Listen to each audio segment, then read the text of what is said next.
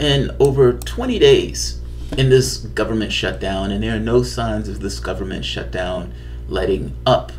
There is an overarching politics of this, meaning Donald Trump essentially wants to fulfill a campaign promise, and in fulfilling his campaign promise, it boils down to, I'm going to build a wall. For purely political expedience, pretending, creating a crisis at the border that doesn't exist at the border, all for the political expedience of fulfilling a campaign promise. This is not something that the country needs. This is not necessarily that the country wanted. This is something that Donald Trump, again, threw out as a campaign pledge. And despite not being something the country wants, despite not being a real crisis at the border, he is pushing for this. So much so, he is willing to shut the government down, or has been willing to shut the government down, over this one specific campaign pledge. The polls are against him, but at this point, polls be damned. This is something he's trying to, or wants to, fulfill. From the standpoint of the Democratic Party, they don't necessarily, they're not against it. I mean, meaning they're against him on this. They're unified in being against him on this, and have no impetus at all to budge from their position of, we're not giving you a dime for that wall.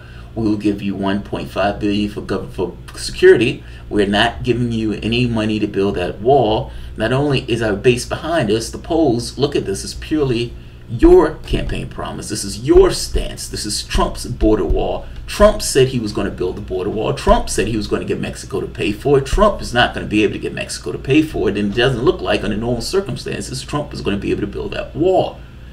How long is the President of the United States going to be willing to keep the government shut down in order to, or throw this tantrum for not being able to get his wall built? And beyond the politics of it, meaning the overt, gross politics of it, there is a reality of it that's more legit. None of this deals with issues that are really affecting Americans. The president is not taking the stance in order to raise wages. He's not taking the stance in order to build rail or internet access throughout the country. He's not taking the stance in order to expand Medicare, or to expand infrastructure, if you want to do something about climate, to expand infrastructure, or hell, for that matter, make people's lives easier by having their expenses that they pay for out of their pocket go down. None of that is taking place. All of this is for political gamesmanship, be it Trump trying to build a wall and shutting the government down to do so, or for that party, the Democrats, being against it. I hope that makes sense. Both sides are engaging in political gamesmanship here, even though the reality of this is for the government to shut down. There are hundreds of thousands, nearly 1 million people who aren't getting paid. In the context of a country where the overwhelming majority of the country don't have $500 in the bank, you have a government that shuts down. Even before the government shut down, Trump wasn't willing to increase government wages like a pay raise, freezing it, while simultaneously giving the rich trillions of dollars on the backs of the American worker, saying we can't afford to raise wages while simultaneously giving tax cuts. It's amazing. But that's it. The reality of this. The reality of this is you have federal workers living paycheck to paycheck, not getting those paychecks. Again, living paycheck to paycheck, and the paychecks stop. These federal workers, many of which have still decided to go into work, meaning they are working for all intents and purposes without pay. Take a look at this. And mind you, in the context of a country that has amazing income inequality, that the overwhelming majority don't have $500 in the bank if there was a major expense. And here you are with a major expense. The expense in this case is kind of not getting their paycheck, if in an odd way. This is Sanders at a rally with these guys doing this thing.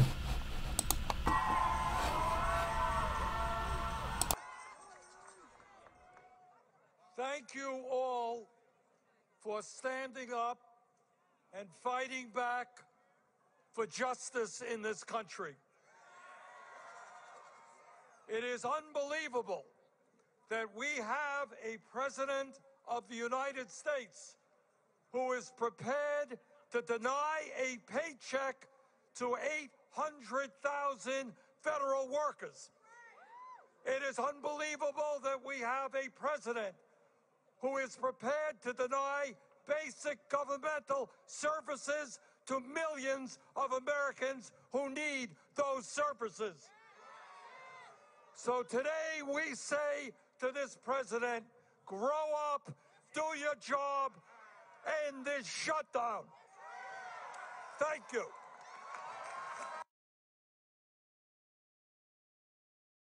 You know, the most basic responsibility in the world, be it for the president or for Congress, is to keep the government open, right? I mean, the government is an entity. If you would imagine, I guess you could say an entity unto itself, but to keep it open, to keep the entity alive. And again, hundreds of thousands of people who are not getting a paycheck, those people are getting injured. So the federal workers, they've been holding protests and they're having legal action, but there's one particular illegal action that I find to be interesting, even though I don't think it has legs. 13th Amendment. So the 13th Amendment is the abolition of slavery-esque, kind of, at least in an overt way. It allows for still people to be put in bondage, but whatever. In this case, the abolition of slavery. Federal workers are making an argument that they are being coerced to work while simultaneously not getting paid, and is saying this is a violation of the 13th Amendment. How are you trying to coerce us to work? Now, coercion in this sense is you're going to lose your job if you don't come in to work for free. Whether or not that meets the standard of coercion is going to be the question. At least that's what the paper says. I got to be honest. These guys have my support 1,000 times over. If there is a level of support that goes beyond mine, I have no idea what that level would be. They have my support in spades. But this is not slavery.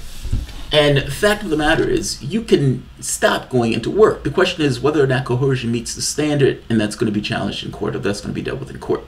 I want to talk about this from a different angle. Let's look at the story first, and then let's have a conversation about solutions. Because ultimately, what they're trying to do is find solutions. I have somewhat of a radical solution, even though I don't think it's that radical at all. And it kind of runs itself. So, a group of federal employees working without pay during the partial government shutdown are likening the predicament to involuntary servitude, and a lawsuit filed last week accusing Donald Trump and their bosses of violating the 13th Amendment.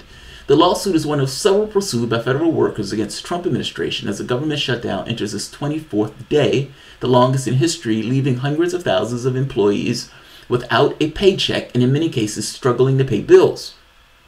Again, richest country on the planet not paying the most basic of its responsibilities, its own workers. That's amazing. Employees at the U.S. Customs and Border Protection's Bureau of Prisons and Federal Aviation Administration have already filed lawsuits against the administration through their respective unions and others. The 13th Amendment, which abolishes slavery and involuntary servitude. So I'm not going to go through the plaintiffs themselves. I do want to show this. Here's another rally of furloughed workers. I felt that it was important for the federal employees to be heard. I don't feel like enough has been heard from us, the actual people that's being affected by the shutdown. You feel helpless not be able to work to earn your pay, and I just wanted people to know that this is affecting people and it's impacting real lives. Federal employees are dedicated. We want to serve the public. Stop playing politics with our lives. End this lockout. Open the government. Do your job so we can do our job.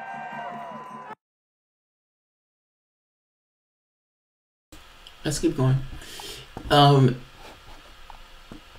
Here's another interesting point. If this is not resolved soon, affected employees may find that beginning February 1st, they no longer have health care insurance. There will be other cascading issues of this. If you have nearly 1 million people who are not getting paid a wage, those million people that usually buy goods and services and TVs and video games and all these other things, it's going to have somewhat of a downward shift in the economy itself, meaning there are going to be other people who are down at the lower end of the income stream, or at a particular part of the income stream that is no longer getting the ends that these people used to put into the society itself. The question becomes, how significant is that, and does that show up in economic terms? So right here, this is the guys getting into whether or not this has any legs. The 13th Amendment may face an uphill battle, though. Michael Leroy, a law professor specializing in labor and employment law at the University of Illinois, said that the standard for meeting the definition of involuntary servitude is extremely high. The courts have a very narrow perception of it, he said. Courts don't tend to view pressure as coercion.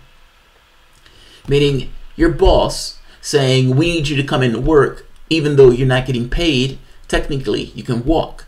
Yes, they're trying to pressure you, but pressure and coercion may have technical different meanings in a legal sense. The problem with the law, as Todd Dickey, an assistant professor at Syracuse University, pointed out in a commentary for Washington Post, is that it runs contrary to the Fair Labor Standards Act, which lays out minimum wage requirements for government employees. That's an argument federal employees have made successfully in the past, Dickey noted.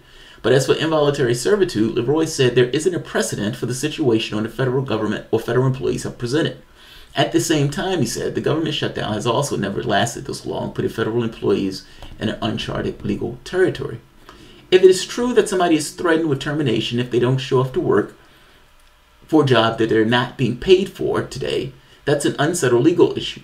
A court could rule that it is legal coercion, Leroy said. Losing your job for not working without pay is, in common vernacular, coercion. I mean, technically, they are trying to coerce you to work at the job. But coercion versus legal coercion could be different things, if that makes sense. I know that sounds weird, but a legal definition could be somewhat slightly or subtly different than what we would use in common language parlance as coercion. The boss is trying to coerce the employees into work using the threat of firing. Yes, he's trying to coerce them literally in a literal sense. Whether or not that literal sense is enough to reach the legal definition of coercion is the question. Whether that satisfies the legal definition is an open question. All right, so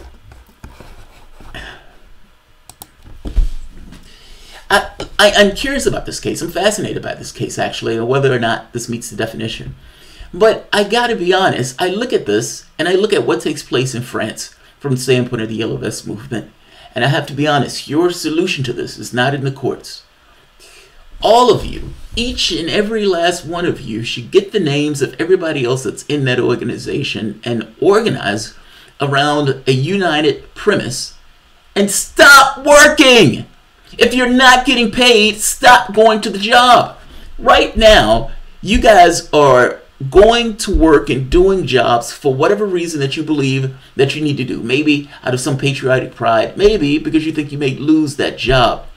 But finding all of you together in this kind of one united voice and putting this stuff down to a halt. Right now, as the government still continues on, yes, it's a partial shutdown, but the partial shutdown is not fully and entirely felt.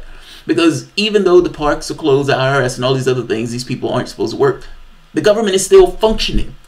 It's a partial shutdown in the sense that you aren't getting paid your wages. And yes, there's some areas that have been deprioritized, but overall, it's limping along. This is only felt mainly by the people who are not getting their paychecks, allowing the president to smugly go about his ways saying that this may go on for a year, and simultaneously the Democratic Party for just saying we're not budging because we have no impetus to budge. This can go on in perpetuity. The solution to this will be what they're taking place in France. All of you to come together in one united voice, just like the teachers did in the various states, and stop! Bring it to a halt.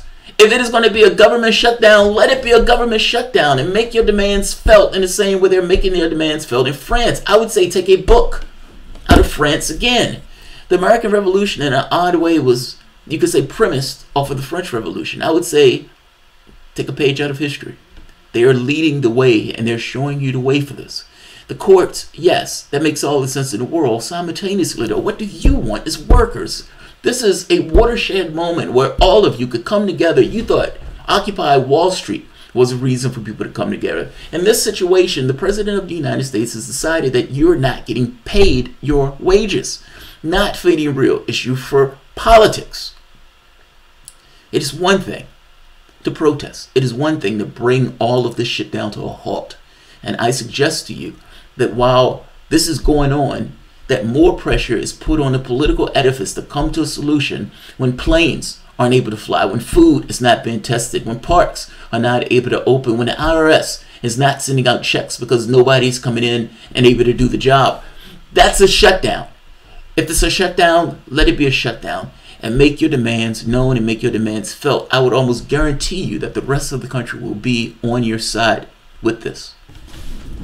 They're allowed to say stupid shit like this can go on for a year because they don't necessarily believe the public is going to assert itself. The public needs to start asserting itself. So, let's see. Who's here? We have a few people here. Agree there's no solution in the voting booth. I don't think there's a solution in the voting booth, not in this way. Make your demands felt.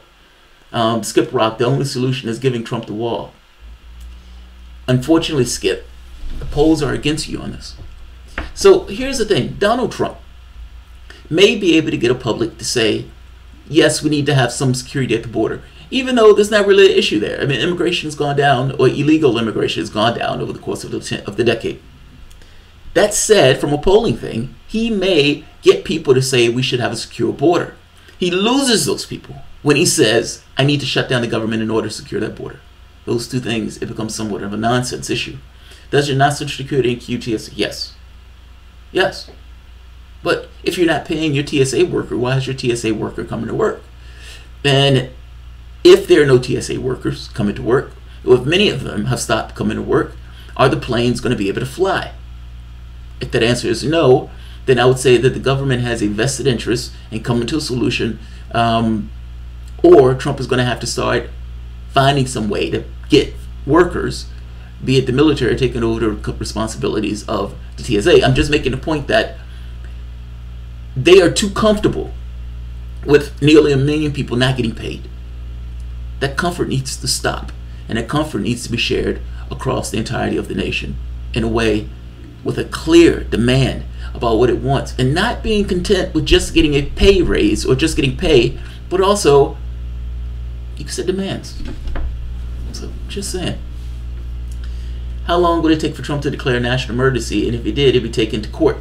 Max Hader, yeah, he would, but he's being taken to court already in this, and it's only going to get worse. I mean, keep in mind, the president has just shut down the country of the United States, or government, in order to get a border wall that is completely and entirely unnecessary.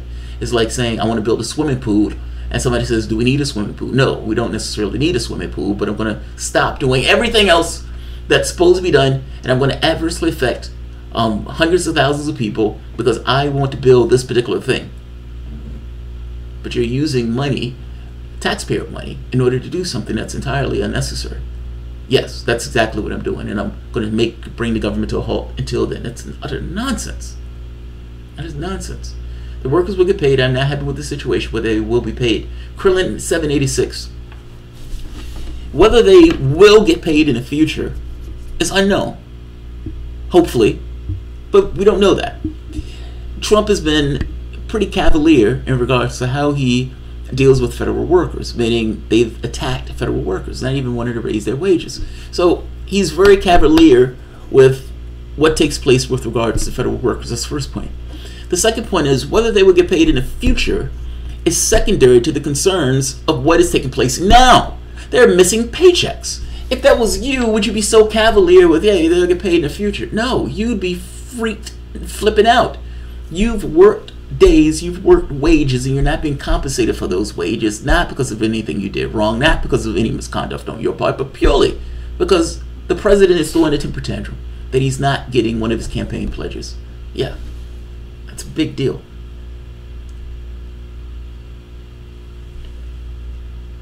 Doesn't anyone remember what happened to Patco? I don't know who Patco is.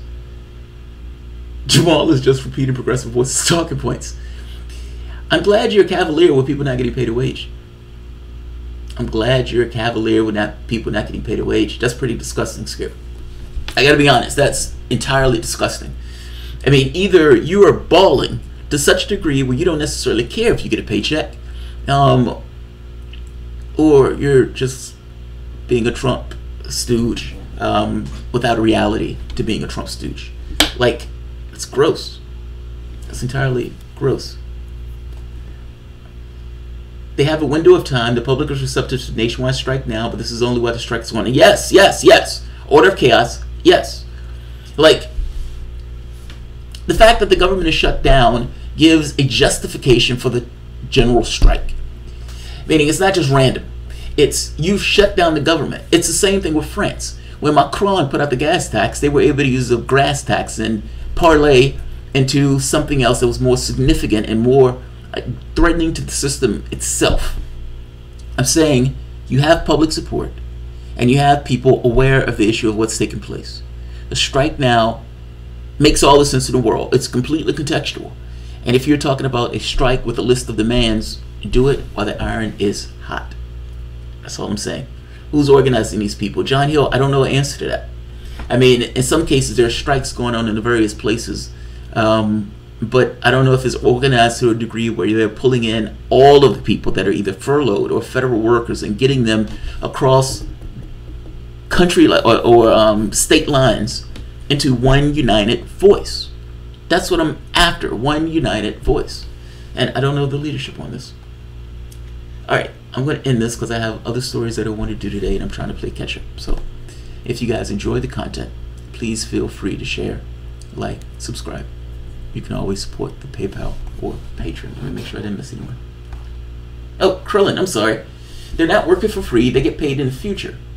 And they're working for free. They get paid in the future. But when is that, Krillin? And that sounds great, with the exception of Donald Trump saying that this could take years. And not just could take years. If you're not getting paid week after week after week when the majority of the people are living on paycheck to paycheck, that is a cold comfort. This idea of you'll get your wages in a few months.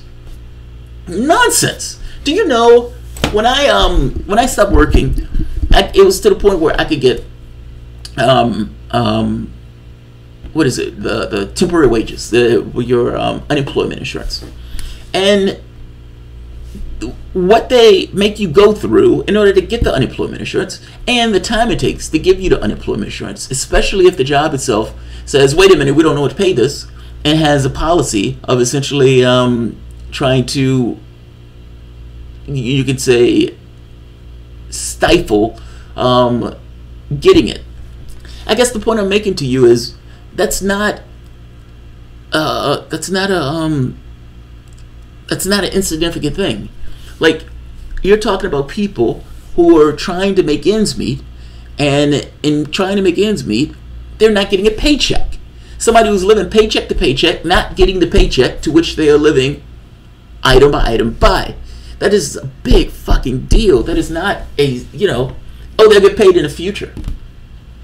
It doesn't work that way. Does a kid need to eat in the future? Yes, but that kid also needs to eat now. Do they need to pay their car note in the future? Yes, but they also need to pay their car note now. What about rent? Yes, they need to pay that now. What about the babysitter? Like, the responsibilities that they have to pay are now. Not necessarily 2 months or 3 months or 4 months in the future. It's now. It's a big fucking deal. It's an extraordinarily big deal. Just saying. My landlord ain't gonna wait months. Neither are my baby's mama. Yeah, she needs her support. Yeah. Rosenfield 10. That's exactly right. Skip Rock. Federal workers are the majority white, so they deserve no empathy. I know you're being sarcastic, Skip, but I don't believe that. And this show has never taken that perspective.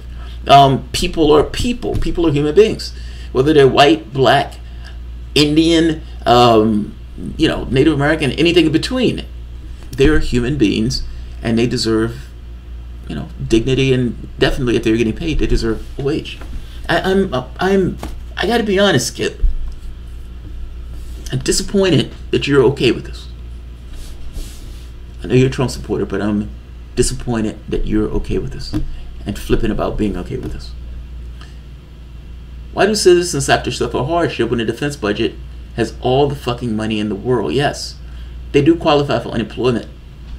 That's good. They're going to need it. That's going to be a chunk out of their income, though, because unemployment doesn't necessarily pay for the whole thing. I lost my job on June 8, 2007. I still have not found work. Trump should end America. Trump should end America. Well, yeah, everyone strike. Yes, it should be a strike. The yellow vests show the way on this. They're showing the way. Like I said, we were modeled to some degree after the French Revolution. Maybe we need to take a page out of history again and look at what the French are doing again, and look at them as somewhat of a model and a way of moving forward. They've given you the pretense, meaning it will make all the sense in the world for all of those people in all of these different capacities that are not getting work, the million people who are not getting work, to stop working. Stop. Bring it to a halt. If they don't want to pay you, then the pain should be shared, not just residing in you. Just saying. All right, I'll end it here because at this point I'm just bitching. But 24th day of the shutdown, 13th Amendment, the law that abolished slavery, they're being, federal government, Trump is being taken to court saying that this violates the 13th Amendment. So I'll end it here. Thanks all. If you enjoy the content, please feel free to share, like, subscribe. You can always support the PayPal or Patreon. Thanks all.